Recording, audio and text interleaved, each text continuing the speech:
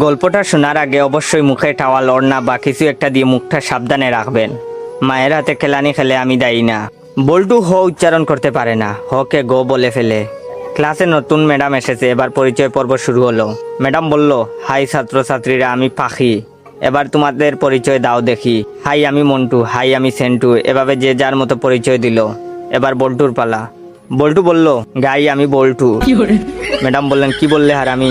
বল্টু বলল, গাই বললাম, আপনি আমাকে গাই বলেছেন, আমিও আপনাকে গাই বললাম। ম্যাডাম বললেন, কি তোর সাহস কি করে হলো আমাকে গাই বলতে?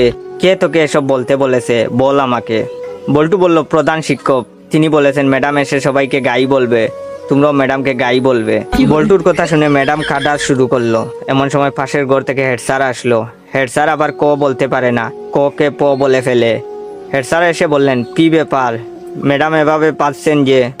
প্রথম দিনেই ম্যাডাম রে এভাবে পাদানো হলো কেন? হেড স্যারের কথা শুনে ম্যাডাম আরো জুড়ে জুড়ে কাঁদা শুরু করলো। হেড স্যার বললেন, প্লিজ ম্যাডাম, আপনি এত জুড়ে জুড়ে পাদবেন না, আজ আপনার প্রথম দিন, আপনি এত জুড়ে জুড়ে পাদলে মানুষ কি ভাববে? প্লিজ আস্তে আস্তে পাদুন, তাহলে আমরা ছাড়া আপনার পাদার শব্দ অন্যরা শুনতে পাবে না। হেড স্যারের কথা শুনে ম্যাডাম তো কাঁদতে কাঁদতে বেঞ্চের উপর শুয়ে পড়লো। এমন সময় টিওনো হাজির। টিওনো আবার শ বলতে পারে না, শকে ম বলে ফেলে। টিওনো, কি ব্যাপার ম্যাডাম, আপনি এখানে মুতলেন কেন? বেঞ্চের উপর মুতলে কি ভালো লাগবে?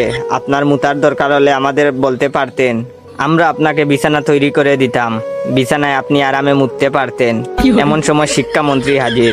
শিক্ষামন্ত্রী আবার উপরের সবগুলো সমস্যা বিদ্যমান। শিক্ষামন্ত্রীকে যে যার মতো ঘটনা খুলে বলল। বল্টু বলল, আমি ম্যাডামকে গাই বলেছি। হেড স্যার বললেন, আমি ম্যাডামরে আসতে পারতে বলেছি। টিওনো বলল, ওদের কথার জন্য ম্যাডাম বেঞ্চের উপরে মুততেছিল, তাই আমি ম্যাডামকে বিছানায় মুততে বলেছি। তখন শিক্ষামন্ত্রী বললেন, ও বুঝেছি, গাইটা পাততে পাততে বেঞ্চের উপরে মুতেছে। এটা শোনার পর ম্যাডাম তো বেহুশ।